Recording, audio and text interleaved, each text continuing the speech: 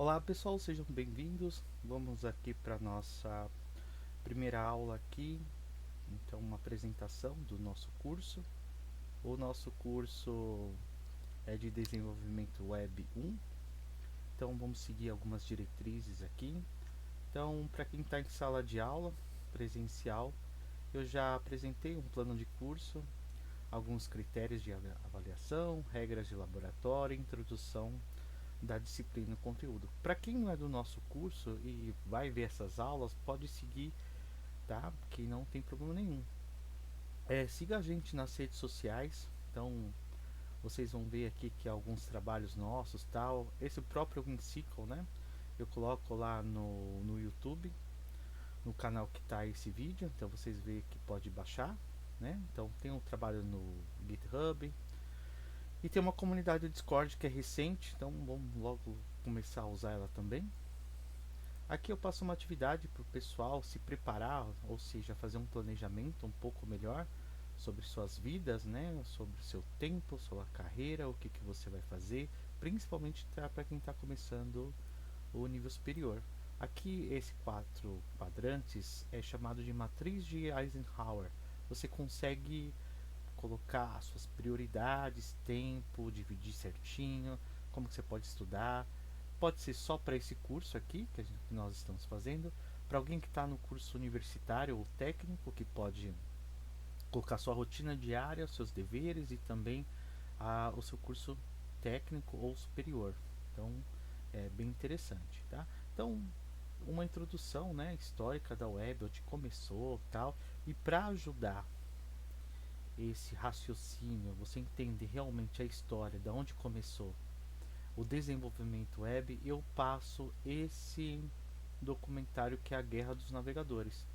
A Guerra dos Navegadores é uma disputa entre duas empresas, uma bem conhecida atualmente, que é a Microsoft, e uma empresa que já não existe mais, mas muita gente lembra, chamada Netscape, que foi o primeiro navegador que tinha realmente multimídia e alguns recursos bem avançados. Então, dá uma olhada, tá? Você clica aqui, esse vídeo está disponível lá no YouTube. E a gente começa a discutir aí sobre a ideia de como você utilizar isso na web, tá? Ou como assim usar na web? Começar a desenvolver o seu software para conseguir publicar em um servidor web ou algum lugar. Então, fizemos algumas discussões e o foco principal agora é realmente desenvolvimento, tá? Como que você deve desenvolver? Você pode usar qualquer ferramenta. Se vocês olharem aqui no meu menu, eu tenho algumas ferramentas de desenvolvimento. Por exemplo, eu tenho aqui o Eclipse que eu uso para programar principalmente em Java. Eu tenho o VS Code, que é o que a gente vai usar. Vou mostrar onde deve baixar. Então são esses dois aqui os meus principais. Eu também uso o IntelliJ, que é bem interessante, é principalmente para Java. E eu posso usar também qualquer ferramenta aqui, por exemplo, um pouco mais antiga, o pessoal gosta do NetBeans, a minha versão 8, que tem alguns projetos nessa versão, tá? Então, vamos ver essas três que eu tenho aqui, pelo menos para vocês terem uma noção. Não sei se o IntelliJ ele tá IntelliJ, deixa eu ver aqui. Não, ele não tá, mas eu posso mostrar o site para vocês depois, tá bom? Então vamos conhecer a primeira ferramenta, que é o nosso VS Code. Olha bem aqui, ó. Deixa eu aumentar um pouquinho aqui. Opa, exagerei um pouco. Olha aqui, ó. Conheça o VS Code. O que é o VS Code, tá? Aqui eu coloquei um link. Lembra que isso daqui, pessoal, que eu estou mostrando, o WinCycle, ele é um planejamento de estudo, tá? Você consegue estudar sozinho se você seguir o que tem essa ordem aqui. Por quê? Olha só que bacana. Eu coloquei para vocês, ó, vídeos. Se eu clicar aqui, ó, ele vai abrir um vídeo. Ó lá, ó lá. Para quem nunca viu, quem não é da área, tá começando agora, olha só, ó, o que é legal, né? Vocês podem ver, ó, ele também usa lá o Eclipse, o VS Code, tá? Então a maioria usa a mesma coisa, até o próprio software aqui que eu estou gravando, o pessoal usa sempre as mesmas ferramentas. Então o que você está vendo aqui, né? É, é o visual, né? Do software que você vai mexer, tanto para quem está em sala de aula ou está na sua casa, é esse software aqui que você vai mexer, tá? Então ele te dá uma introdução bem legal e ele fala aqui sobre os plugins que mais tarde a gente vai vendo quando a gente vamos usando. Bom, então tem essa facilidade para você, né, saber o que é o VS Code e tal. Se você quiser uma introdução um pouco mais focada só nele, esse vídeo aqui eu coloquei, ele dá, tá bom? Para você conseguir o VS Code, então você vai lá, coloca download VS Code, tá? Dá um enter, vai vir essa página aqui. Então no Google, entrei. Então tem a versão do Windows, tem a versão aqui para Linux e também para o Mac, tá? Então, independente da versão, você vai baixar a versão, é bem simples, tá? É um arquivo exe, você só vai clicar em cima, next, next, next, aqui no Mac também. E se você estiver usando o Debian e o Ubuntu, é, ele vai ler essa extensão aqui do Debian, também muito fácil, tá? Com o gerenciador. E mesma coisa nessas versões. Dessas versões aqui, pelo que eu sei, a mais fácil é o SUSE, tá? Então, mas para quem já está acostumado com Fedora, o Red Hat também é bem raro o pessoal usar hoje, né? É mais as empresas, mas também dá para instalar, tá bom? Então, você instala isso aqui no seu computador e você vai ter a ferramenta que nós vamos usar, tá? Então, para a gente começar aqui ter essa ideia de como desenvolver, precisa ter a ferramenta, tá bom? Então a ferramenta é essa aqui, ó. Tô abrindo aqui no meu, ó, tô começando com uma index, tá? Eu vou fechar tudo aqui para vocês verem como que é, tá? Então, na hora que você instalar no seu computador, ele vem com essa imagem aqui. Normalmente ele ele atualiza automático, mas se você quiser ver se tem atualizações, você pode vir aqui em ajuda no menu e verificar. Então, essa daqui é uma versão do VS Code mais atualizada.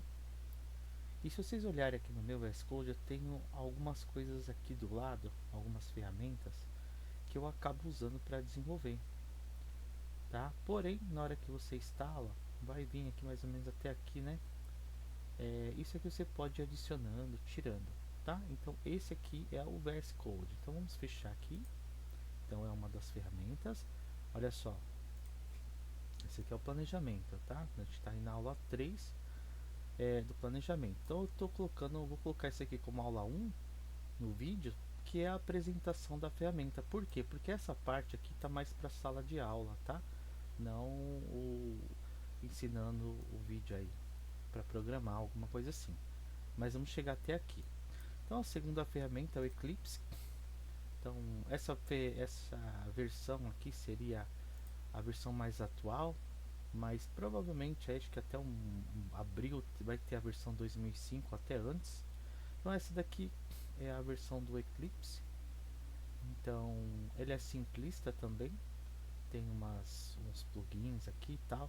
Esses são dois softwares que eu estava testando, tá? Então para passar na nova versão do Swagger. Então tá com o Swagger 2, aí eu passei, são plugins, tá, para funcionar servidores de API. Então essa daqui seria a outra ideia que você pode programar. Inclusive dá para programar também projetos em HTML, tá? Vamos ver aqui, olha lá, Enterprise e tal. É mais focado no Java, mas tem umas versões que você pode instalar. Deixa eu fechar ela aqui. Eu falei para vocês que essa ferramenta do VS Code é uma IDE, mas na verdade ela é um super editor de texto, tá bom? Então você vai colocando os plugins nela, vai potencializando, vai deixando ela melhor. Então ela vai parecer bastante com uma IDE, tá? Então a IDE ela já é toda feita a arquitetura dela para aguentar bastante tipos de projeto. Mesma coisa, tá? Ó, download. Aí você vai colocar lá, ó, Eclipse, só que essa versão que a gente usa é EE, tá? Que é a Enterprise Edition. Essa versão aqui, ó, é para desenvolvedor web, tá? Então clicou, Ou seja, ele vem com os plugins para ele conseguir, deixa eu concordar. Você tá vendo, ó, ele vem aqui, essa versão aqui tá falando que é do dia 28/2. Então, se você quiser verificar, você olha aqui, ó, nos outros downloads, ó, por exemplo, ó, eu baixei a última versão aqui, ó. Se eu clicar aqui, ele vai para uma outra tela e mostra, ó, o Eclipse Installer, versão R para Linux e tal. Pessoal, toma cuidado, tá? Você na verdade tem que vir aqui embaixo, ó, tem aqui, ó, versão para Java Web. Aí você baixa para Windows, para Mac, para Linux.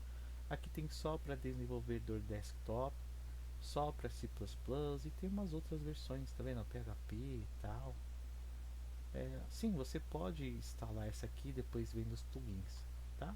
Então, mais uma aí que você pode ver. A outra é essa ferramenta aqui, que vocês vão ver aqui, ó, que é do NetBeans, tá? Ó, essa é uma versão do NetBeans 8.2, excelente ferramenta para você programar em PHP, gratuita. Então você tem os projetos aqui, ó, tá vendo? Então essas que tá com a xícara de café é o desktop, essa daqui é o web, era uma das melhores, tá? E sim, para quem estava começando com Java, era considerado na verdade a melhor ferramenta.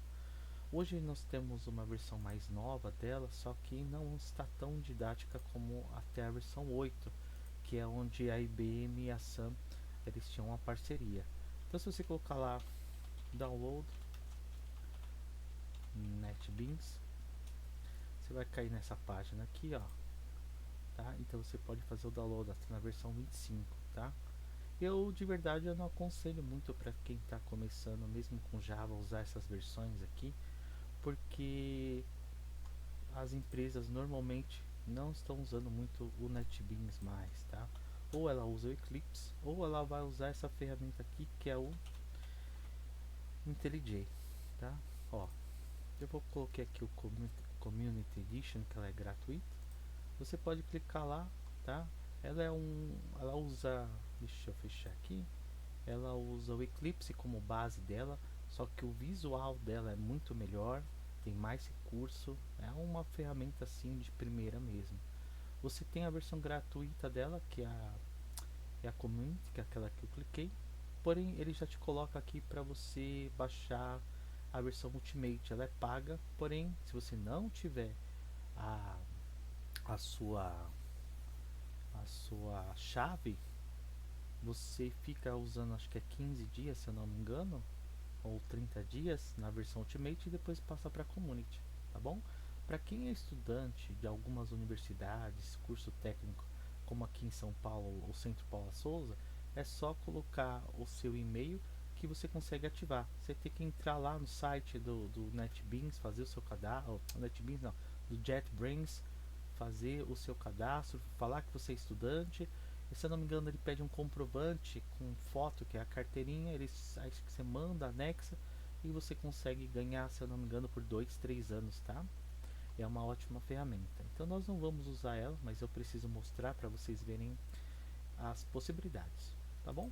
Então voltando aqui, é, eu coloco uma apostila aqui para vocês como base, tá? Ou seja, nós não seguimos ela passo a passo, mas você pode usar ela como um local para você pesquisar, para você ver alguns exemplos. Se você quiser fazer alguma coisa a mais que eu estou passando, você consegue ver. Ou seja, é um excelente local para você conseguir estudar como material extra.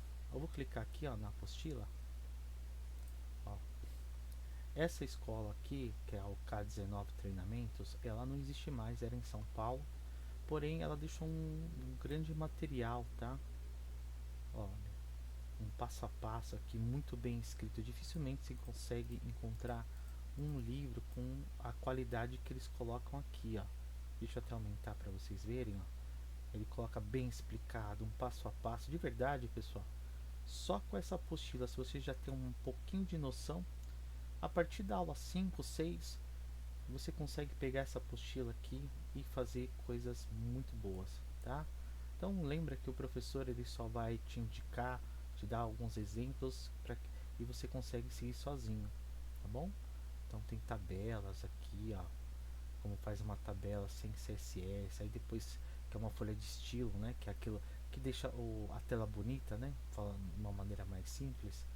Ó, então você pode seguir aqui e tal, eu deixo para vocês aí de presente, tá bom?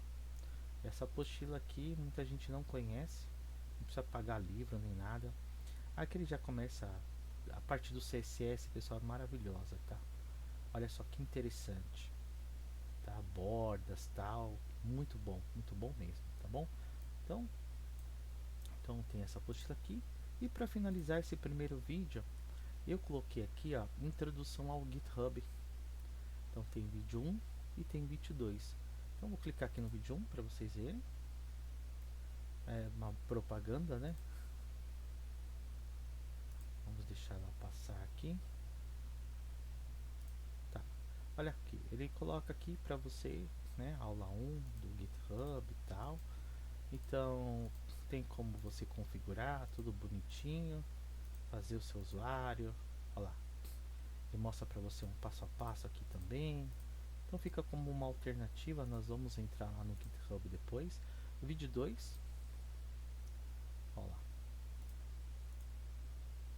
Aí ele mostra como você pode baixar projetos. Nós vamos mexer com isso aqui também. Porém, o que, que acontece? Nas instituições onde normalmente os professores dão aula, alguns comandos são travados no terminal. Então o GitHub requer bastante comando, né, linha de comando lá no seu terminal, e às vezes não dá para fazer. Então nós vamos trabalhar com o GitHub de maneira interativa, que é muito mais fácil para quem está iniciando a entender também.